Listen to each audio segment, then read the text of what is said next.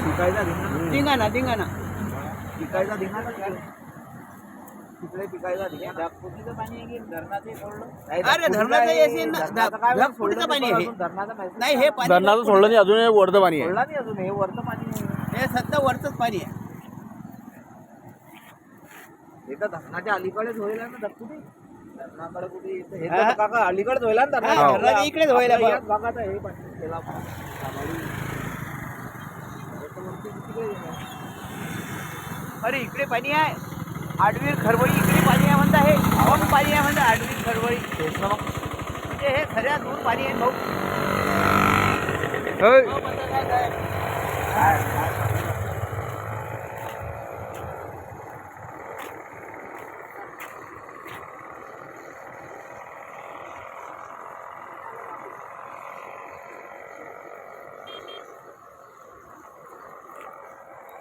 मलकापूरच्या नदीले मोठा पूर.